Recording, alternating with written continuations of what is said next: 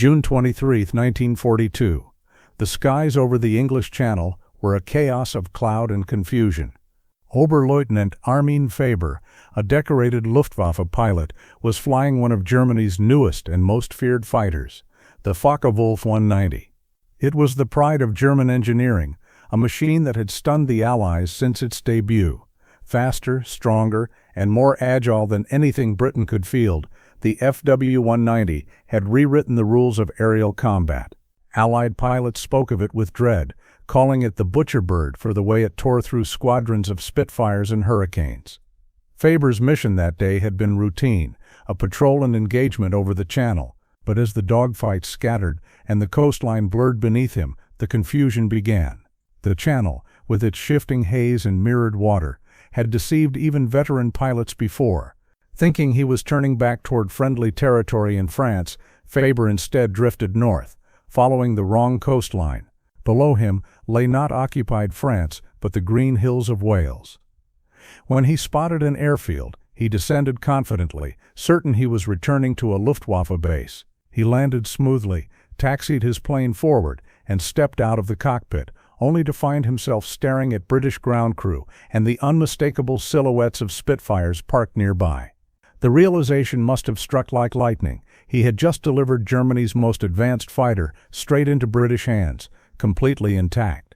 When Oberleutnant Armin Faber climbed out of his Focke-Wulf 190 and saw British airmen running toward him, the shock was mutual. The men at RAF Pembrey in Wales could hardly believe their eyes.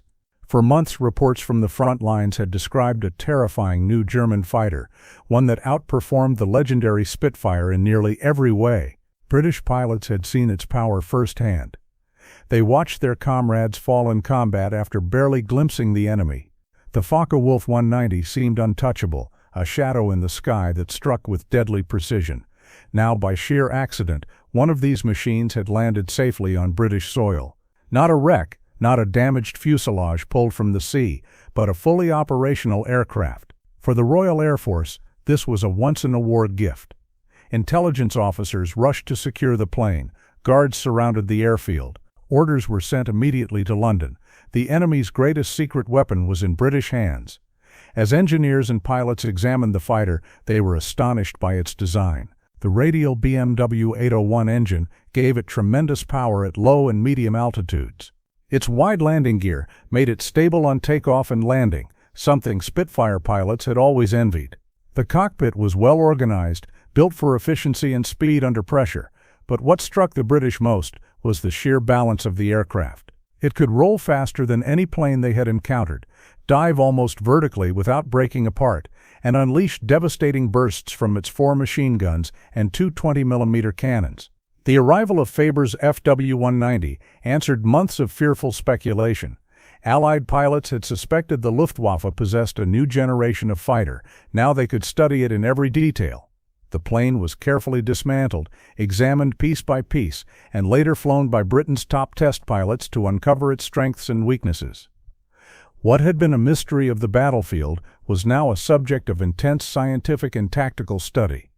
For the men at RAF Pembrey, the event felt surreal. One moment, they had been guarding a quiet coastal base. The next, they were standing beside the most advanced weapon in the skies, handed to them not through espionage, but through a single pilot's navigational mistake. News of the capture spread through Allied command with disbelief and excitement. For the first time since the dark days of 1940, there was hope that the tide in the air war might finally turn. The Focke-Wulf 19 that Oberleutnant Armin Faber had mistakenly delivered to RAF Pembrey was quickly transferred under heavy guard to the Royal Aircraft Establishment at Farnborough, the heart of British aviation research. There, engineers, mechanics, and test pilots gathered in silent amazement as the German fighter was wheeled into one of the hangars. Its sleek lines and compact build stood in stark contrast to the British aircraft of the time. Every bolt, every panel seemed to radiate a brutal efficiency, the product of a nation that had poured its finest minds into the art of aerial warfare. Among those called to study the plane was Captain Eric Winkle Brown, one of Britain's most skilled test pilots. Brown had flown dozens of captured enemy aircraft throughout the war, and his reputation for calm precision made him the perfect candidate. When he first laid eyes on the FW-190, he knew immediately that it was something extraordinary. It looked powerful, menacing, yet elegant. It had the stance of a predator, he would later recall, as if it were about to spring. Before taking it into the air, Brown and his team conducted a meticulous inspection. The cockpit was remarkably modern. German designers had arranged the controls intuitively, allowing pilots to operate the aircraft with minimal distraction during combat. The engine instruments were clearly visible, and the throttle response was astonishingly smooth. Even the canopy provided better visibility than any Allied design of the period. When Brown finally climbed into the cockpit for the first test flight, the atmosphere at Farnborough was electric. Mechanics cleared the runway, cameras were set up, and observers watched anxiously as the captured Focke-Wulf roared to life. The deep, throaty growl of its BMW 801 engine was unlike any sound they had heard before, powerful yet steady, as if announcing its dominance. Brown eased the throttle forward, and the aircraft surged down the runway with surprising stability. Within seconds, it lifted effortlessly into the air. From the ground, the engineers saw the plane climb steeply, banking gracefully into the clouds. To them, it was a sight both beautiful and terrifying. The enemy's deadliest weapon now flying under British control. In the air, Brown immediately understood why Allied pilots had been dying in such numbers. The FW-190 could roll faster than anything he had ever flown. Its ailerons were so responsive that it felt almost telepathic. It could dive steeply without shaking apart and recover instantly, giving its pilot complete command of the vertical plane. And its acceleration was brutal. Within seconds, it could leave a Spitfire Mark V far behind. But as he pushed the aircraft to its limits, Brown began to notice something else: subtle weaknesses hidden beneath the surface. The engine's power dropped sharply at high altitude, and its performance in tight turns was less stable than expected. The wide radial engine, while durable, obstructed the pilot's forward vision during certain maneuvers. These might seem like minor flaws, but in the deadly precision of air combat, they could mean the difference between life and death. After landing, Brown stepped out of the cockpit, visibly exhilarated.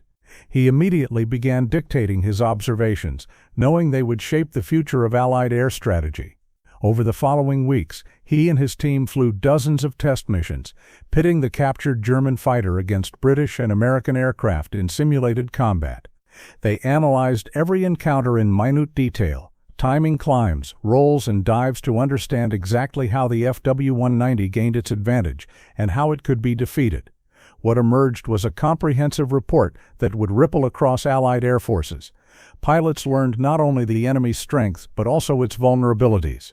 They were instructed to avoid dogfights at low altitude, where the FW-190 excelled, and instead engage at higher levels where its engine struggled.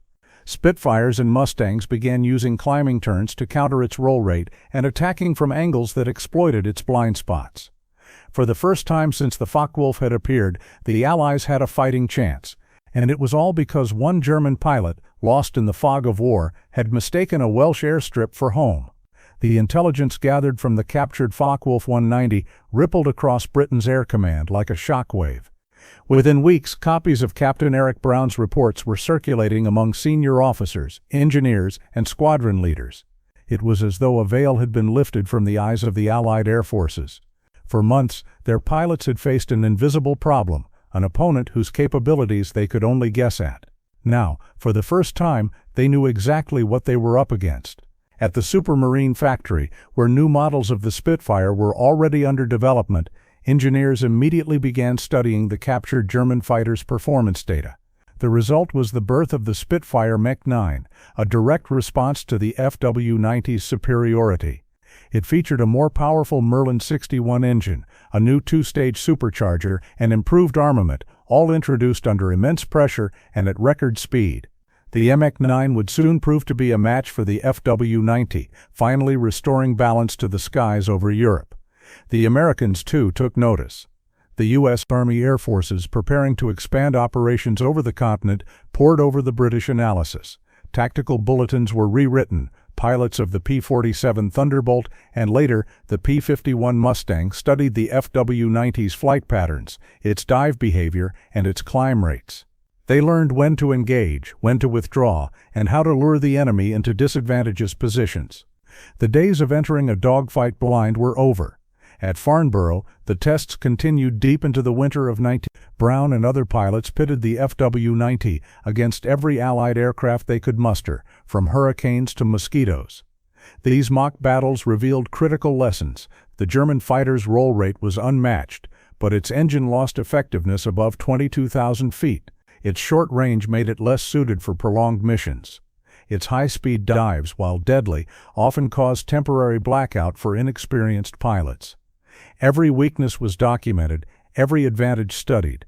British intelligence even used the aircraft to improve training films for new pilots, showing them exactly how to recognize the FW-90's shape in the sky, its broad nose, its square-tipped wings, its distinctive silhouette that had once struck terror into Allied hearts.